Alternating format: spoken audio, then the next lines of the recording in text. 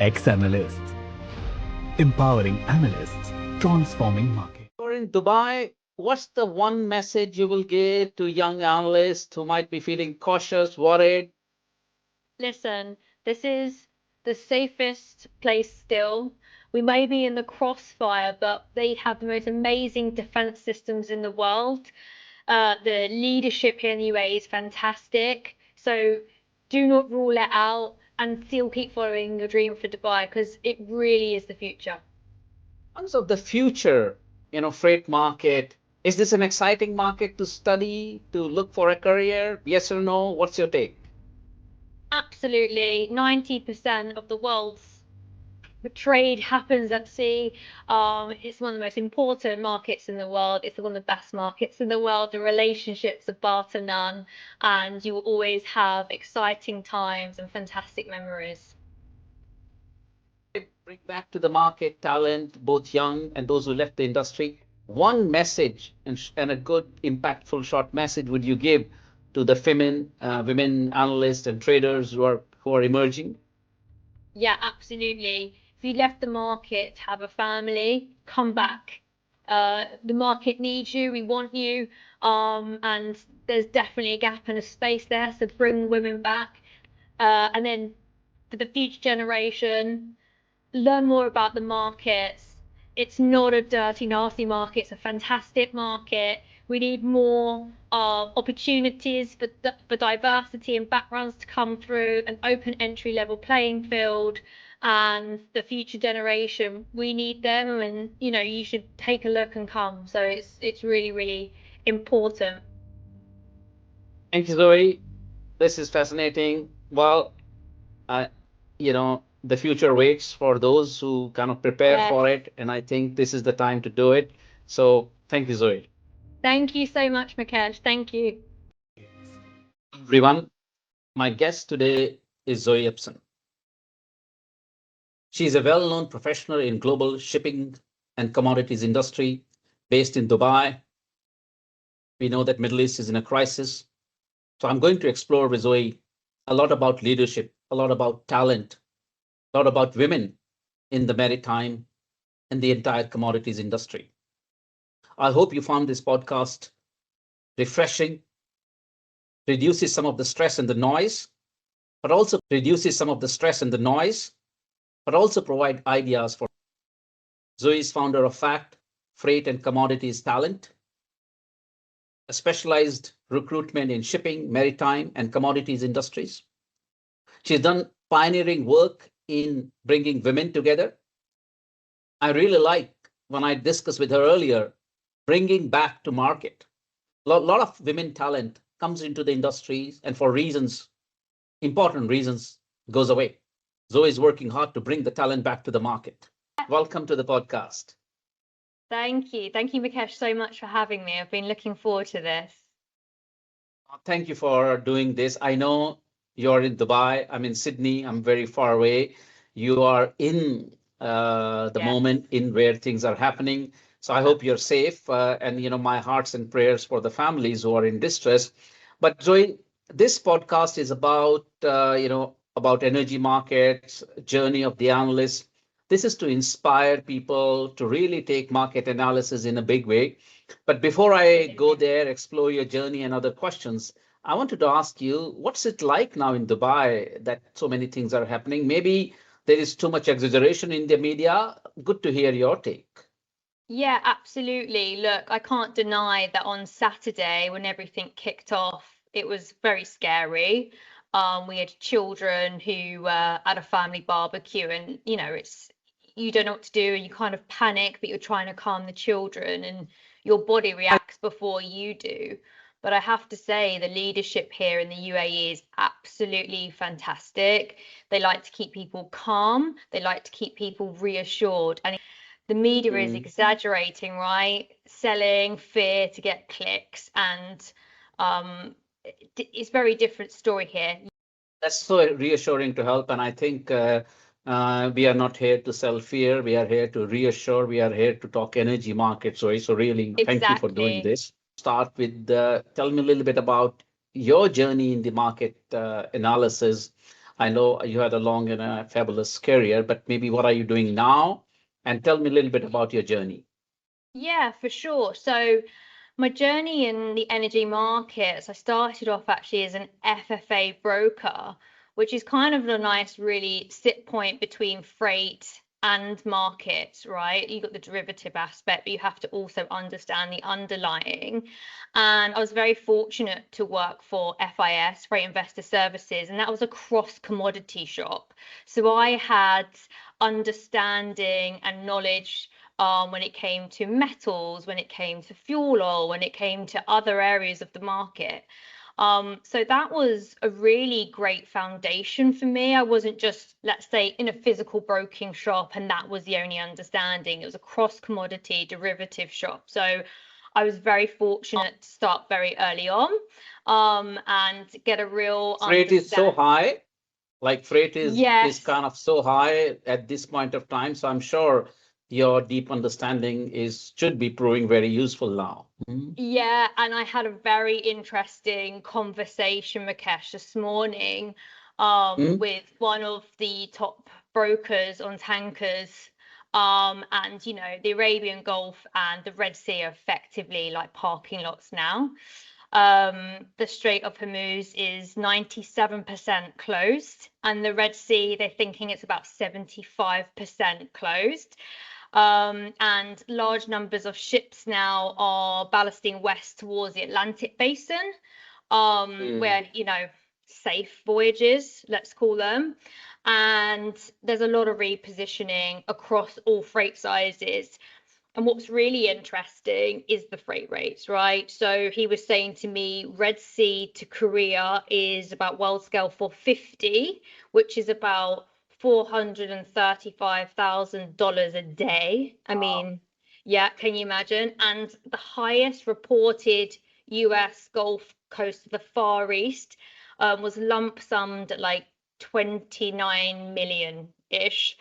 So you know, for people listening, that's like, you know, about 300,000 per day for the US Gulf. So, you know, and I'm sure we're going to talk about this more, but being in a position where you have a lot of connections and brokers are phenomenal, right? In terms of they're one of the best people to have in your Rolodex in terms of the information that they can deliver to you, right? Other than maybe your own internal analysts. But yeah, that's my journey. And then I obviously moved into setting up freight and commodity talent.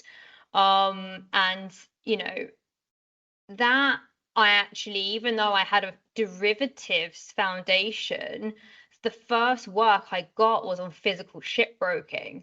And that was really great because I knew a bit about physical broking, but not as much. And I've learned quite a bit and understand that market and having freight and commodities, right? And having access to, you know, not the ships that move the product, right? It's the product itself, and getting that insight, you know, now more than ever before, companies who are historically involved in freight are getting across more into energy, and then we're seeing it the other way around, right? Energy companies who weren't involved in freight are now coming in. The dots are finally connecting, and it's making a lot of sense. I think you make an interesting point. It reminds me of my days in Shell trading in Houston, where, you know, the supply and demand folks will do their numbers and the freight desk will take the numbers and they do their numbers. But I think it's the interconnectedness of how freight affects supply demand, trade flows, and how trade flows affects. I think that connection is critical. And if companies are moving, then yeah, I can imagine what you exactly say. Yeah, exactly.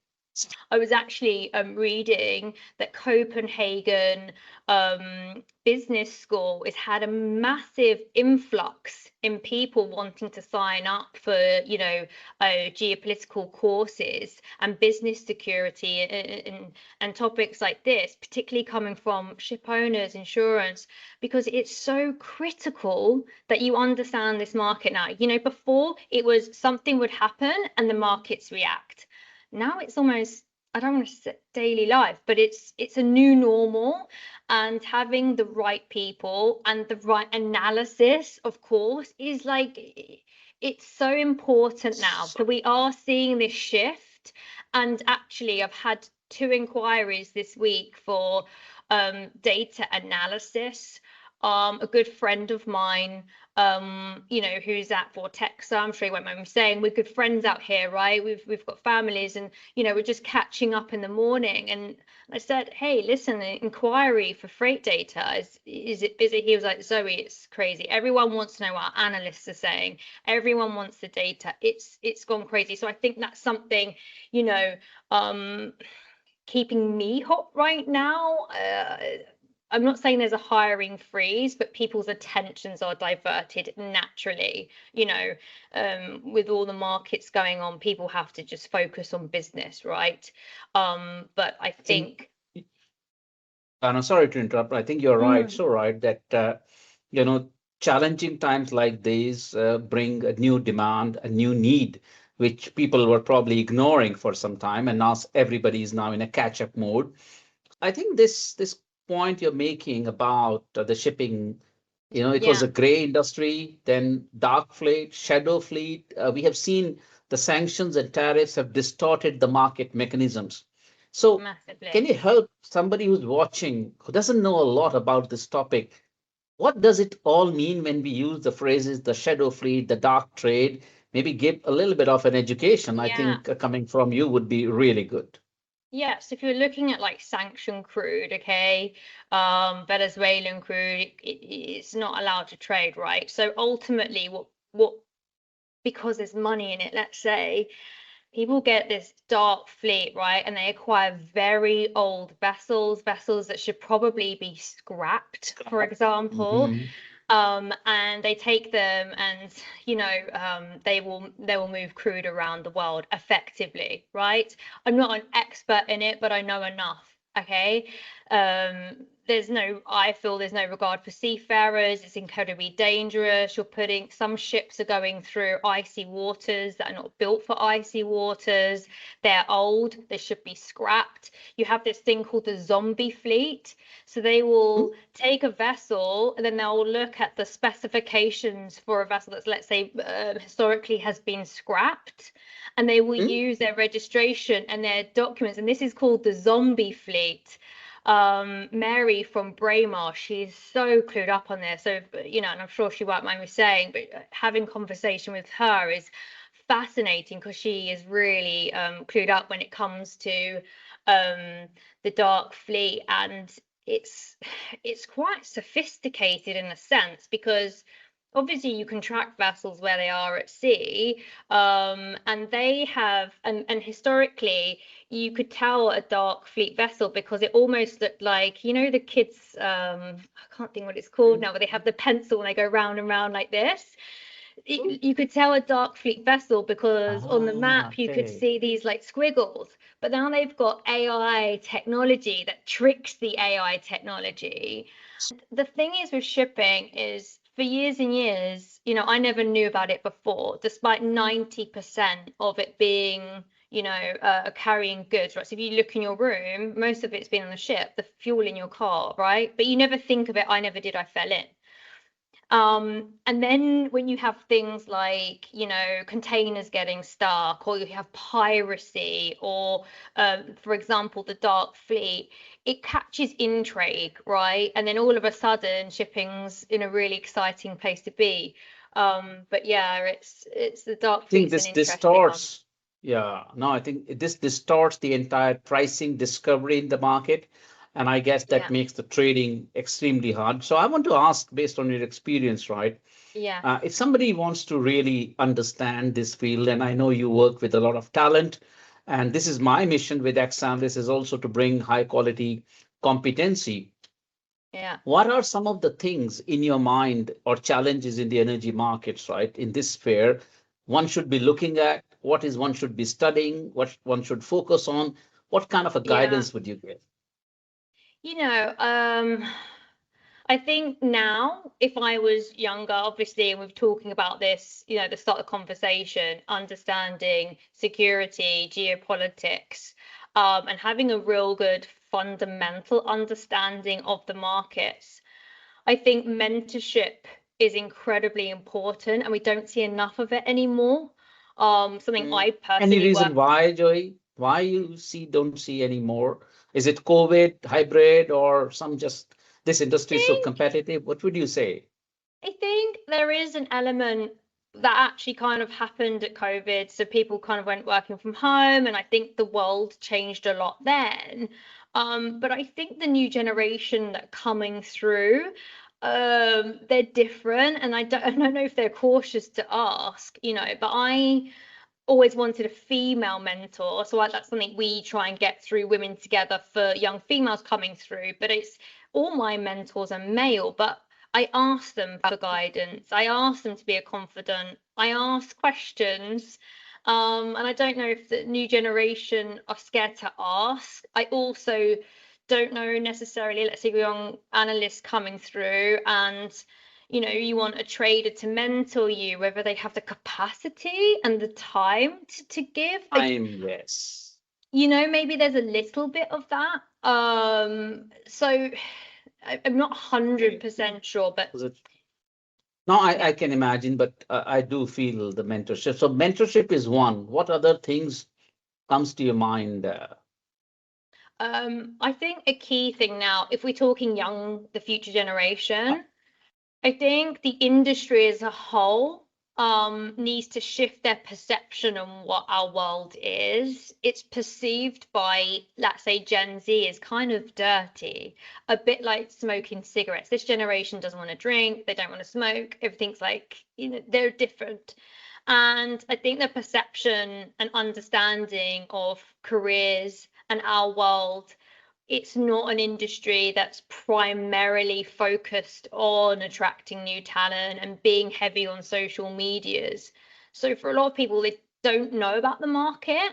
Those that do kind of think it's a bit, it's linked around war and greed, and it's diluted. More things I think there are more things, Zoe, to turn away people from this commodity market sort of industry. Versus there are more things to attract. So I think, and I hope through this conversation, you might inspire some people that it's not that. So yeah, keep talking. No, look, shipping and commodities is for me is one of the best industries in the world, right? And it's great for relationships. Once you get started, you do have to earn your stripes a little bit, right? And that took me some time to do. But then once you do, and you're in the right rooms with the right people, these are relationships that will last you a lifetime. I can pick up the phone to people and, hey, what's going on? No problem. They'll tell you. And I think the relationships are so important, and it's actually an industry where that still really exists, and for a lot of spaces it doesn't, like I've got clients who I haven't traded with in a decade, but we're speaking on the phone still, right? And I think that's something. Any stories, Joey? Any example stories which are worth sharing and you can share? Because I always find stories very powerful. Yeah, for sure. Like, look, let me take one of my first ever mentors who really elevated my career and where our relationship is today. So I had a client called Raghu, and he was at Noble, and he saw something within me at a young age that he felt had potential. And I just started in the FFA market. You get given scraps of the broking book, right? Oh, have that client, he only does a little bit, right? And you're really, particularly as a girl, you have to work twice as hard, really, and particularly, 16 years ago. And he said to me, come to Singapore, I will introduce you to everybody. And I said, really? And he took me to a Baltic Exchange event, and he introduced me to probably everybody in that room.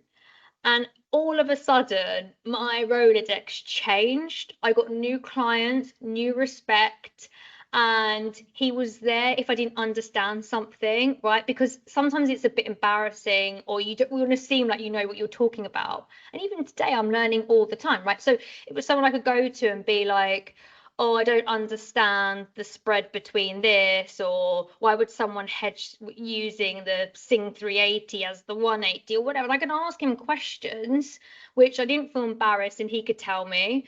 And two, if you get the right relationships, they will last you a lifetime, and they change, right? But what's so nice of them is it's not just I'm using you for money, right? It's actually a friendship, someone you can go to, even if I get nothing business wise, at all, but it's someone I call a friend.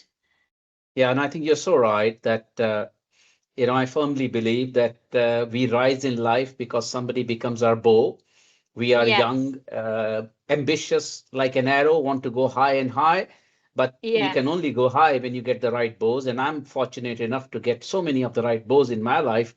And like you are mentioning, and in that sense, the birth of the ex-analyst was also with this bow and arrow philosophy, that enough of being an arrow, I want to be a bow. And I think that's what you're doing. You're doing it for a lot of people. So tell me about how you work and how you help, and if somebody wants to reach out to you, and how do you really lift people and provide them the kind of guidance you need. So tell a little bit about that. How should one reach out to you? There's probably a few pillars here, right? Because I don't work in a classic headhunting way, okay? I work quite strategically with partners. So if someone's looking to explore, and this is why I've probably been quite busy, is classically freight hasn't been in energy and energy hasn't been in freight, and I'm at that middle point. So someone may come to me and instruct me in, we're looking to explore this market, to hire within that, we'll have a conversation. I will map the market for them so we can look at where the talent's at, where it's strong, is this potentially something to do? If we then build that, it's sometimes like playing chess, right? You want to move one chess piece first, see how that goes, then you take your next chess piece. So I would say in terms of I sometimes term it as like a commercial futurist, right? How are we going to build for the future? What products are going to be interesting? What's going to be a value add to your business? Where are you on inclusion and diversity? Where are you on the next generation? Because as it stands, we could almost be going into a pyramid here, right? You've got all the senior people on top, maybe in 10 years they're due to retire, and the future generation coming through is nowhere near in the same volume, and and it creates this imbalance which could be worrying. So that's one side of things, right? And then on the other angle is I do like to do mentorship. I know what it's like to be a young broker or a young talent in the market. I have boys and girls who come to me for guidance, whether it's a question in their contract, whether they've been given 2 offers, not by me, might I add. Someone's offered them in a market and they're not sure. And I have quite good, well, if you're going to do that, you want to sit with this shop.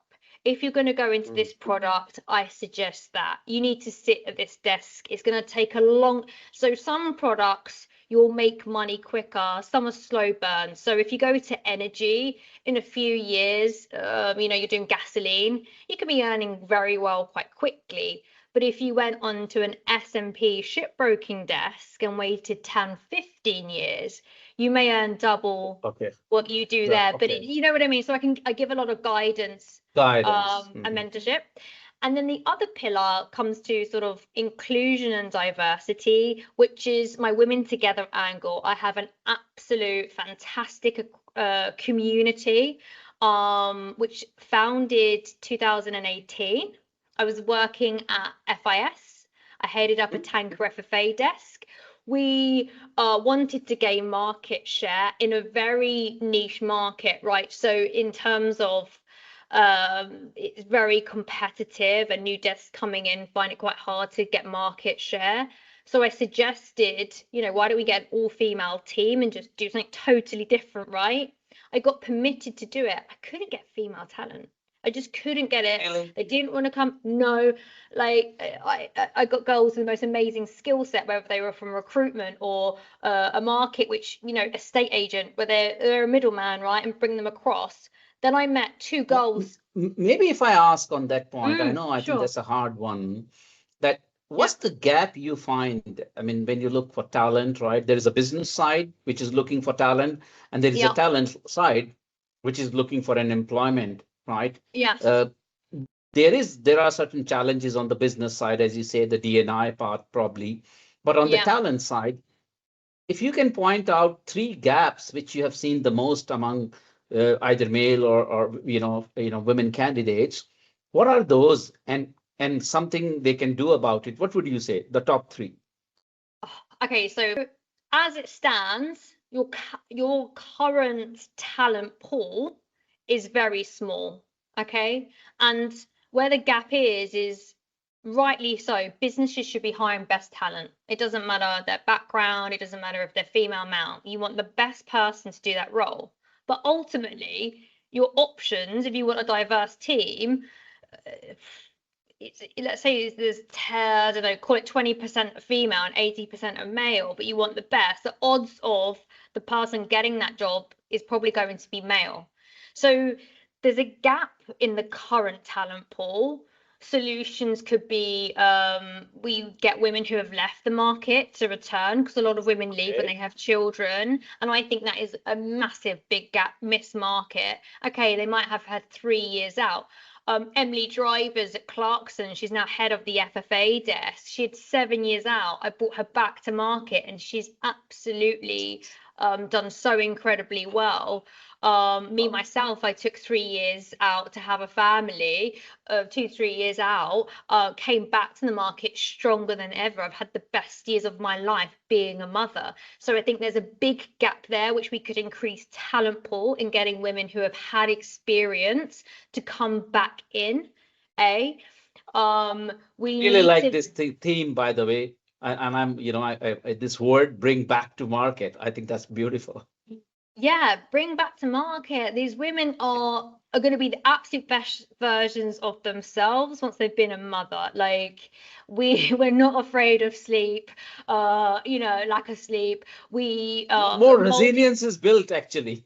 yeah, right. We're super resilient. We're incredibly focused. Companies also retaining women as well is a little bit different, right? So you can get, I think there needs to be better understanding of senior women in order to retain them. We have now quite high entry points for graduates. So and typically the stats, companies will often work now to have 50%. On this point, sorry to interrupt, because I No, don't want please. to miss this. I think you're mentioning a lot of, I would say, points which will bring impact, and you're bringing impact. But if I'm a young aspirant, right, and I want to get into this industry, how do I master some of the three things that come in your mind from a skill angle, from a knowledge angle, and how Yeah. can I really become valuable to those companies? So any top three things? Yeah, for sure. Look, if I could rewrite the book, I wouldn't have done a philosophy degree. I would have done a degree that's going to advance me in this industry, whether it's geopolitics.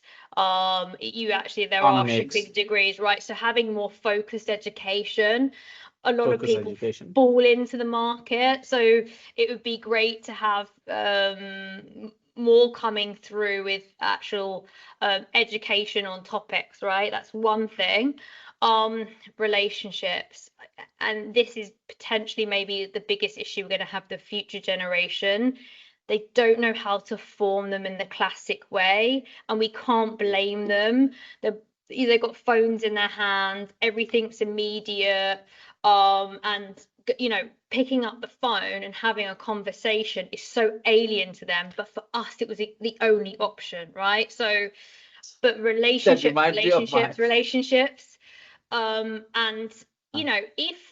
if I was a younger person today, where I think I could add real value without my current skill set, right? So let's just say you're an apprentice learning your trade, okay? What do you have that the senior generation don't? It's your ability with tech, okay? LinkedIn. I talk about LinkedIn all the time. The powerful tool. If I had a young person on my desk that wasn't busy, I would be like, go and find me leads on LinkedIn. go and look up for this job title at these companies, and these kids are whizzes at it, right? It's natural for them. They can formulate Excel, Google spread docs like this, put it on a sheet for you, try and access the number, let someone senior or the business development teams take it over. That is, I would say, an advantage point the future generation have and should be utilizing, right? Because it's the gap that the senior generation have not tapped into and are missing. So I think that's quite a nice gap filler between the two generations. Oh, I think fascinating, and sometimes it looks simple, but it takes a little bit of an effort to, really leverage it. And want those who really are able to convert into advantage. It took me quite some time. I will not do LinkedIn kind of a thing, but then you have to turn around and say that you have to contribute, you have to give back, then you can take back, and the world gives back to those who give, right? So I think it's not always like, so I think fascinating point. And now, just really quickly, Mukesh, just a point to the future generation is the old school way is you earn your stripes and you wait patiently. The future generation has had everything in an instant. So they didn't have to wait a week to watch their favorite program with adverts all throughout it, right?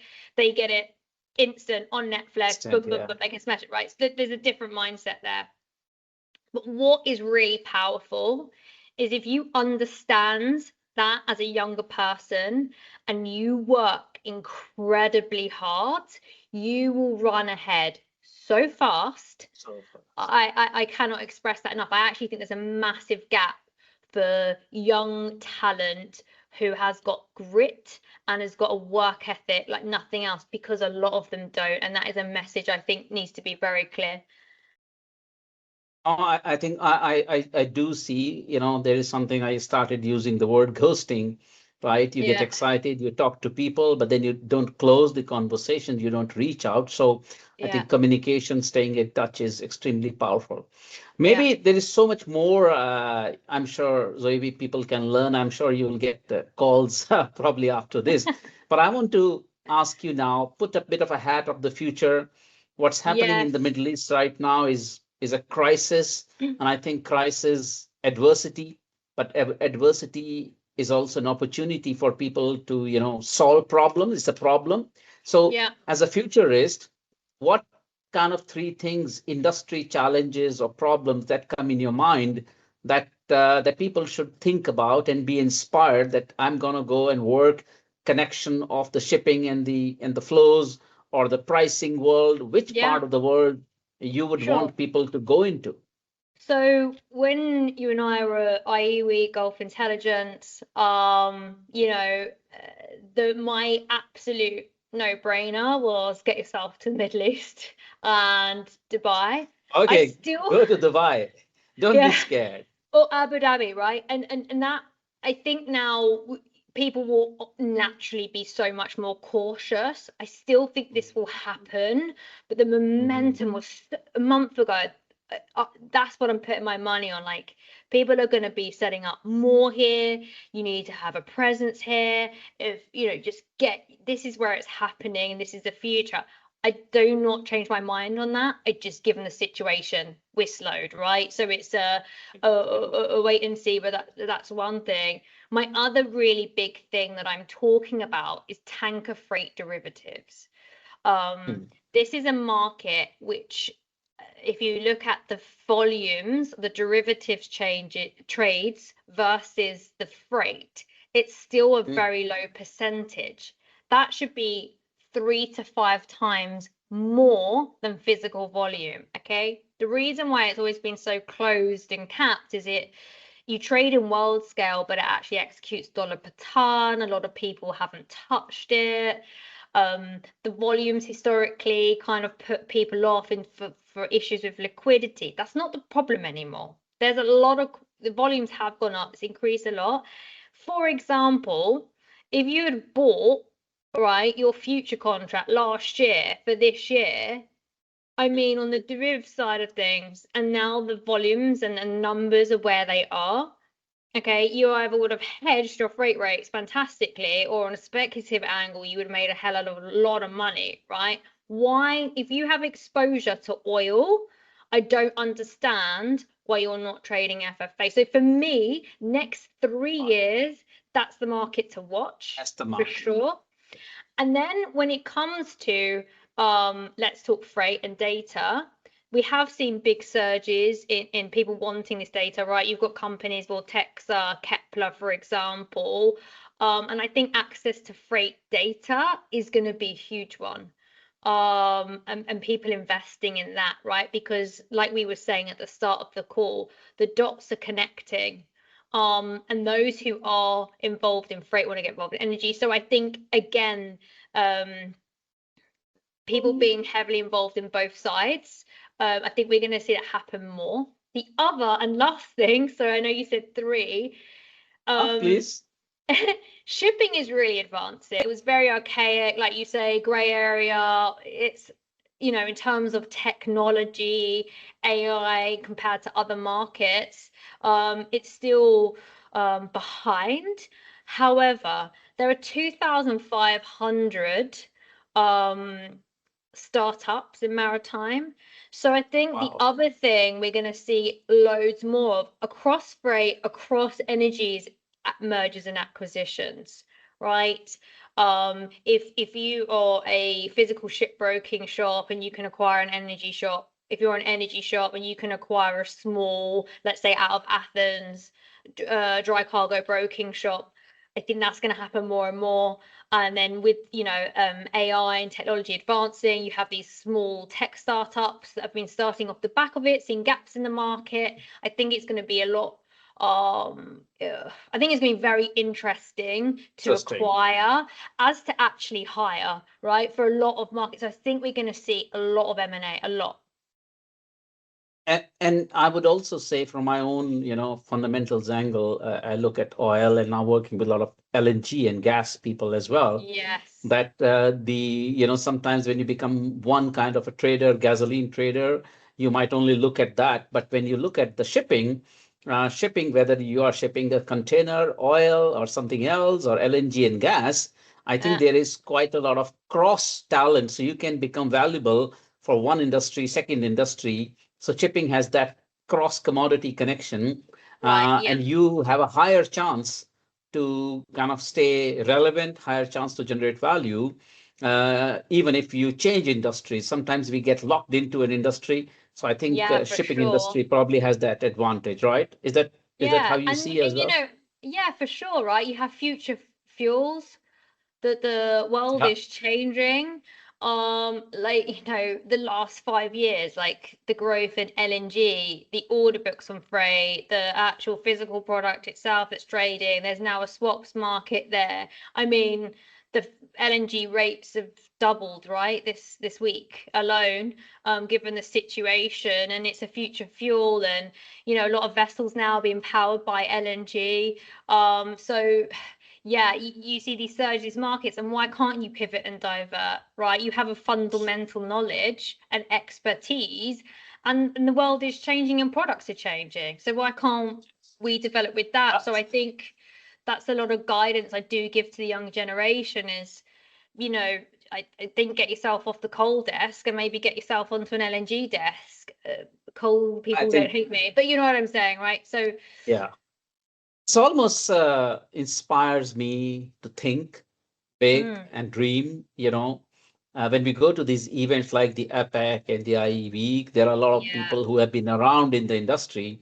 I'm just wondering that next year when I come to London IE Week, I mean, ex-analyst, I dream of organizing probably event only for the people who are 5 years in the industry.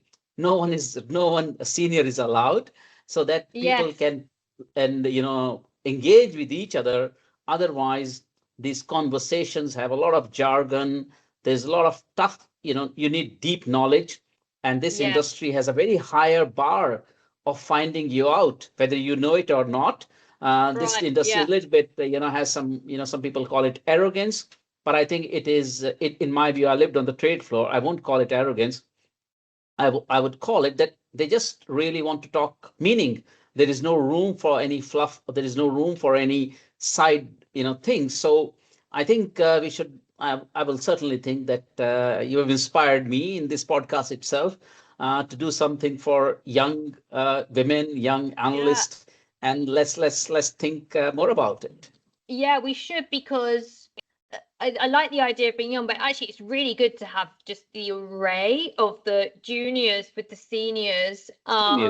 And because sometimes the room, I mean, if let's say the round table we went to, as a young person walking in there, you would just been, you'd want trap doors to open and swallow you up, right? Be so overwhelmed, be too much. And that those rooms are important for a reason, right? But we had a women in oil event, right? So we had people from every major trading houses, we had ship owners present, but the one thing, and that was sponsored by TP Moab, but their one thing was they wanted analysts there, right? They wanted oil analysts there and tanker analysts there, because that's also a really important thing. We also wanted juniors there. So we had girls from base business school, girls who are kind of education, and a female trader who's been in the market many, many years pulled me aside. She said, this is fantastic that these young girls are here, because we actually want the future generation coming in, and we want more female talent coming through, but we don't know how to get access to it.